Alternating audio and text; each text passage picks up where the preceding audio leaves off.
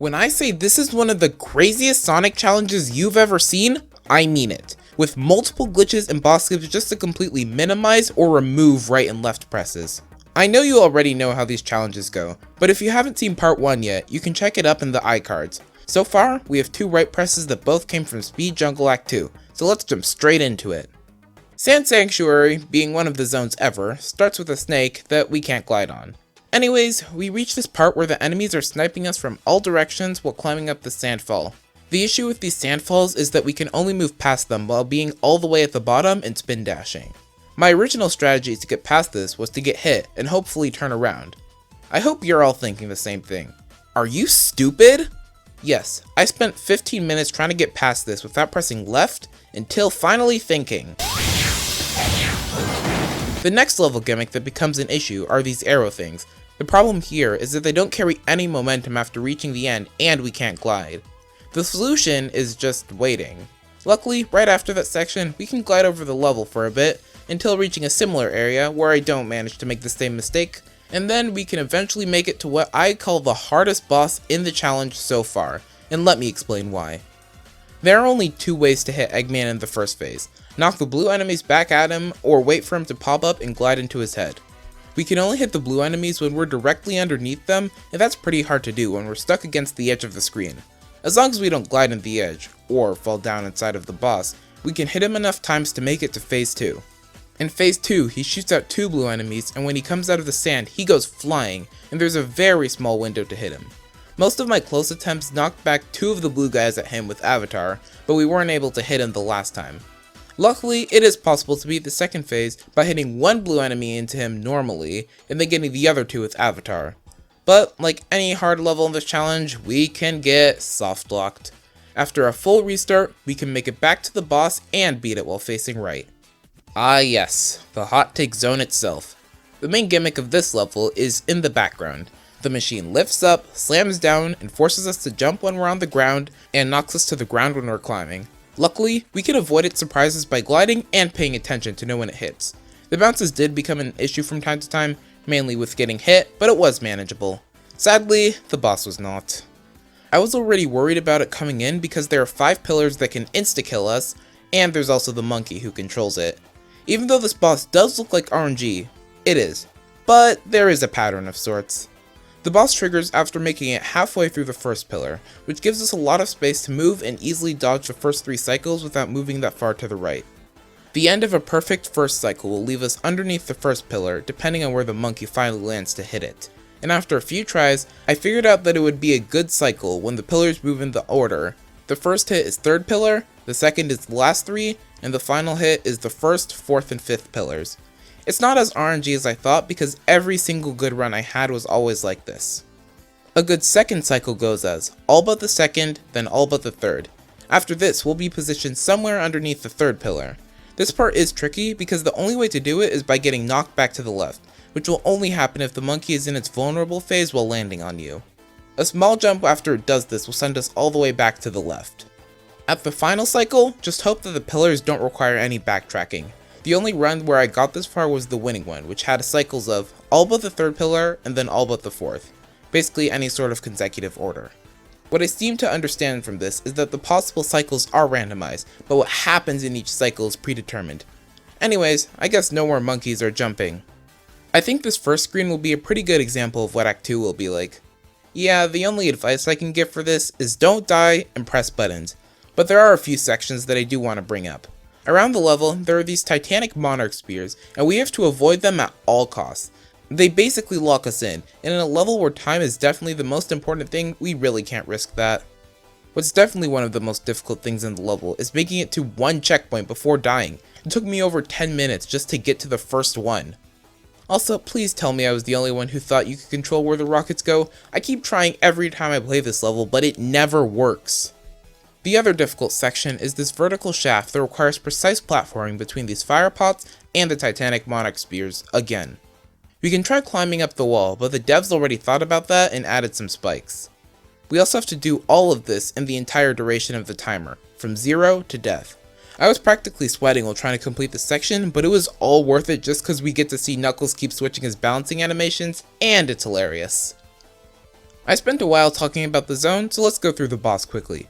We can get the first hit on Eggman by being patient and letting him push us back until he moves his hammer. His yellow orbs turn us around when we get hit, and that lets us get off the second hit. The third hit is the same as the first, but flipped. We can use Avatar for hit 4, and when he sends out his yellow waves, we'll be facing right again and can pull off the 5th hit. We need to go under his legs before the insta-kill attack, damage boosting, and that will send us left enough to finish him off while facing right. There's no really specific guide to beat the boss, but this is just what worked for me, but there are definitely a bunch of other ways to do it, but whatever works, works. One of the first things we see in Golden Capital are these pillars.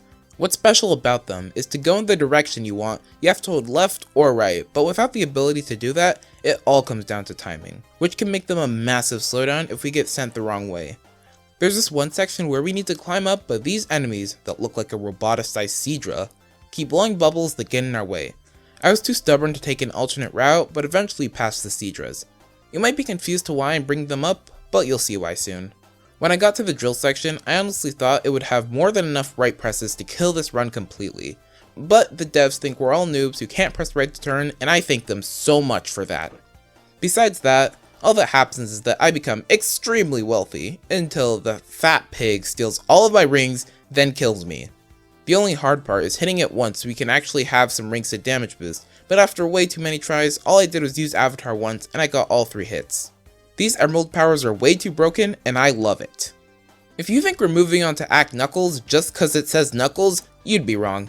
I said back in part 1 that we're ignoring every character specific level, plus Act 2 is gonna hurt a lot. Right at the beginning, Fang steals all of our emeralds, so we have no powers for the whole level.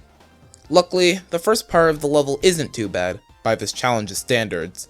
It mostly requires some basic climbing ability, but we do eventually reach the first platform section, and it wasn't that bad until realizing that we can't turn around and have to beat it without getting hit.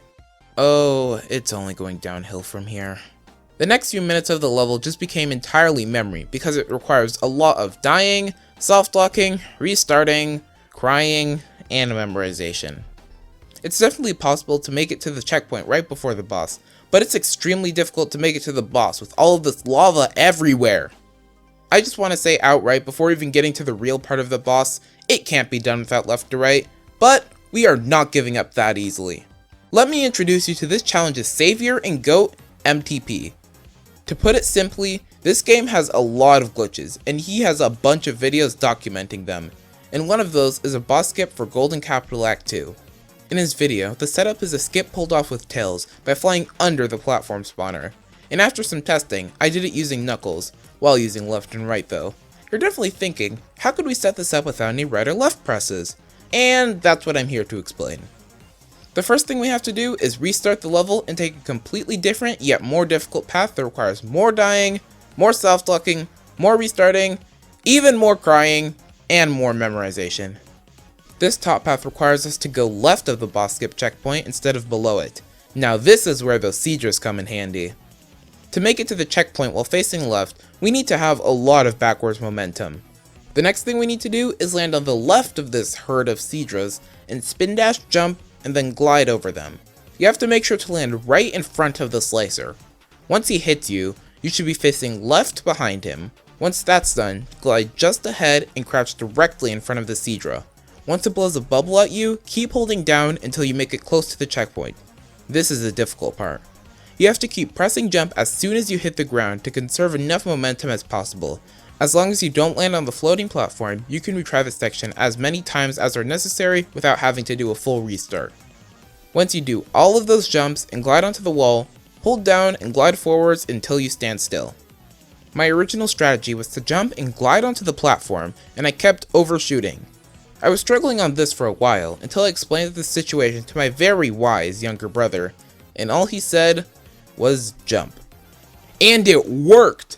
After this, just follow the guide in MTP's video using a lot of spin dashes instead of holding right, and we can hit the capsule.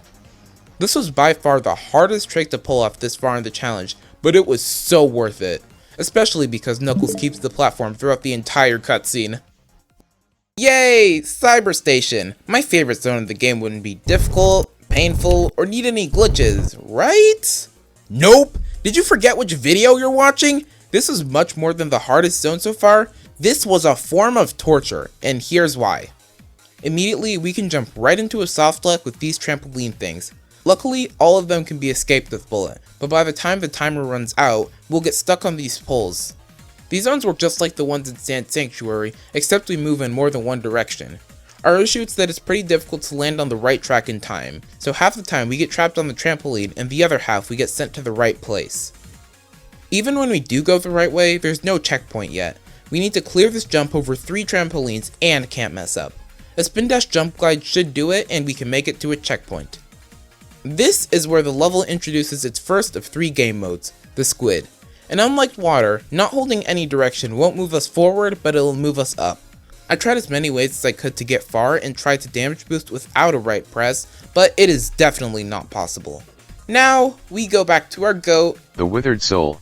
He has a video where he shows off a clip with the monitor to the right of the checkpoint, where he falls through the ground and use bullet to skip the entire squid section. In the video, he does the trick with Sonic because he doesn't have any midair action to break the monitor or make it fall down. I did it with Knuckles by only pressing jump once Knuckles hit the ground, and it worked! We clipped through the ground, used bullet a few times, and skipped the only mandatory squid section in the level. It did take a while for me to do it at first, but soon after that, it became really easy to consistently do it. The next section is just a giant room filled with rails and trampolines everywhere, but you'll be fine as long as you use bullet wisely, which I didn't the first time.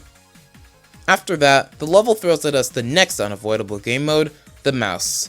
The difference between this and the squid is that the mouse keeps momentum when changing modes, so we can jump onto the end of this wire, and that's where the problem starts.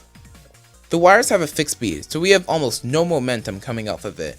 If we spam jump, we'll eventually lose all of our speed, and holding down after coming off of the wire does nothing. But when we combine these two ideas, by doing one jump and then holding down, the mouse will slowly move forwards until we let go. I have no idea how I discovered it, but for some reason, it works. To beat this wire maze, we have to go up the second pole because that's where the exit is, and we can't switch left or right. From here, we can only go up. I'm gonna be honest, most of this was memorization, but there are a few tricks that need to be used. At one point, there's a cat monster that's heading down the pole above us and turning left after, and another one right below us. Because moving between the wires isn't instant, we can barely move before the one below us knocks us off the wires and dodge the one above at the same time. At the very end of this, we have to move really fast because 2 of them are on the same path and we have to slide after the second one, but also before the first gets to the top, which would knock us off. But we can do it and make it to the end. Oh. Even after all of that, we've encountered our third right press. No other input can be done here, and none of them would even be helpful. This next section gets really confusing, as there are a lot of paths that are possible to take, but I recommend using Avatar against these boxes, and then using Bullet to go up into the spring chamber. And finally, the game introduced its last game mode, the Rocket, which only uses up or down to move, and now we can make it to the boss. The boss is an auto-scroller where Eggman does what he usually does, and destroys the floor behind us. Not only that, but we start by facing left. Extremely luckily is that we can latch onto the wall left of Eggman if we do a well-timed spin dash jump. To hit the prototype during the first attack cycle, we need to glide over it before it shoots its first orb, and keep gliding over it until we hit it. For the second attack, we need to be gliding at the right edge before it moves the third time so we can hit it again. And make sure not to get hit by it, or else you'll turn around and then you're dead. After hitting it twice, it brings out this mech that'll shoot a laser that can pretty easily kill us. After that, it will randomly choose somewhere to move directly forward across the screen where it's vulnerable from every direction except the front. To hit it in this phase, we can either jump under it at the right time or time a bullet attack right above its head. The second attack in this phase does the same thing but longer and faster, so we need to use Avatar to hit it as soon as it comes on screen. The second phase starts off with us facing left, again, but if we climb on the capsule and then hit the boss, we can turn around.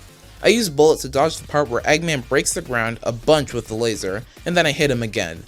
The third hit can be easily done with Avatar, but we do have to dodge the laser breaking ground with enemies section all over again, but we can't dodge it with Bullet. Eventually, we can make it through all of his tricks, wait a few seconds, and then with one final jump, finish him off.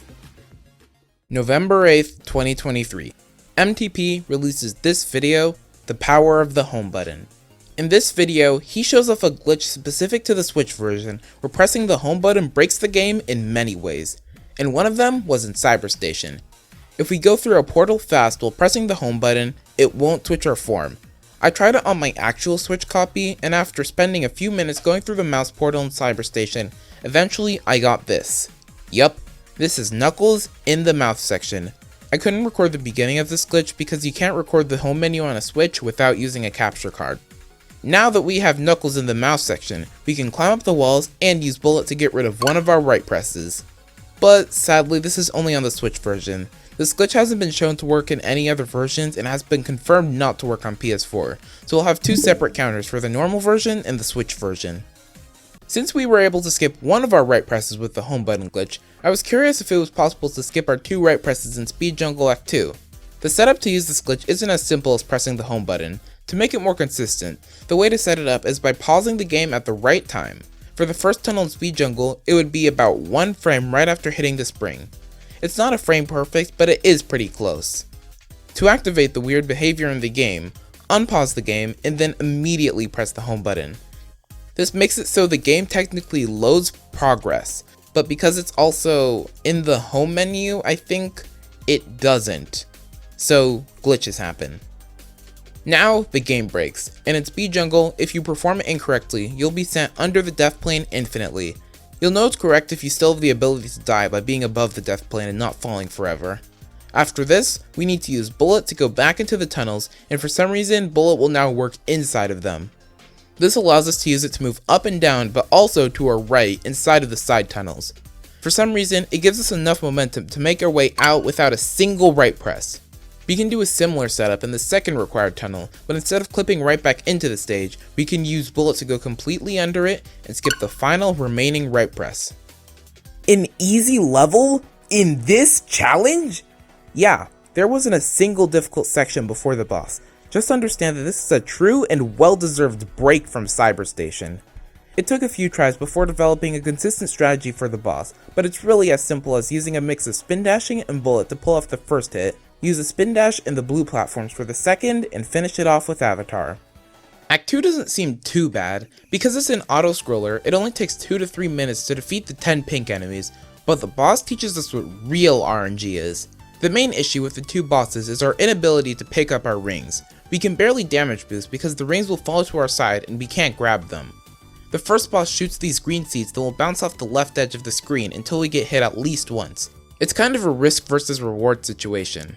The first boss even drops a bunch of rings when we defeat it, but we can't grab a single one. The second boss is the real RNG part. It will rain bullets in random positions while we have to hit his 8 weak points at the same time. If we're lucky, we can pick up one ring after being hit, but this boss is pretty evil with its RNG. Plus, it takes about 3 to 4 minutes just to have one try at the second boss. The only strategy I can really give for this is to bring a lot of rings to the boss. This makes it so you can survive more hits between the two of them. It took about an hour of tries to beat this boss, but I wanted to see if it was more or less RNG than what's currently the RNG king in No Left or Right challenges, Chemical Plant Act 2's Puyo Puyo. I edited together only the attempts where I fight the boss because the level isn't RNG based. Honestly, I'm recording this before I've done the results, so right now you should be seeing which one of the two takes more RNG, or time to beat. Between Egg Fortress's acts, these two levels were just really difficult in general, so why not make a montage of them? Yeah, I know Billabong already did this in his Mania challenge, but there's still more after. If you hate my montaging skills, just skip to the timestamp on screen.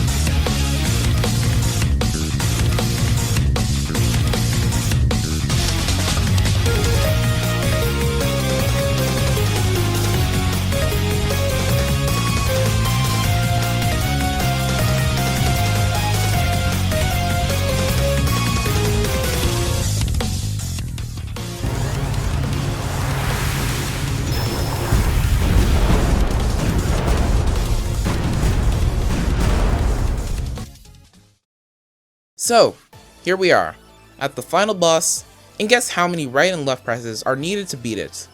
Honestly, I don't even know. I tried this off-brand boss for about half an hour, and my best was only able to do 3 of 12 hits. Like any good level in this challenge, there's a skip for it. I used this Emerald video for reference. At the second last checkpoint in the level, there's a moving platform that goes down, but we can hang onto the wall and activate Bullet when it's about to reach the bottom. You know when it's working if we can't hear any sound effects from Knuckles. The skip sadly can't work with Bullet because there's a death plane at the top of the screen for some reason, and we can't really move up and left. It was about after an hour of trying that I realized that we didn't need to use Bullet, but Knuckles can glide. So...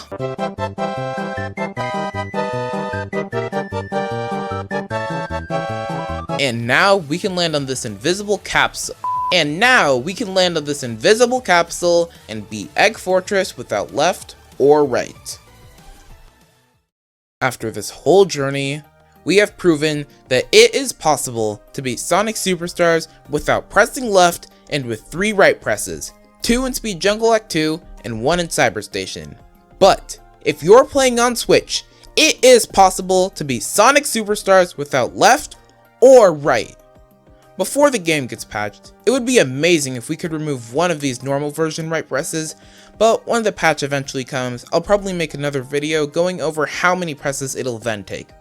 This was the hardest challenge I've ever done.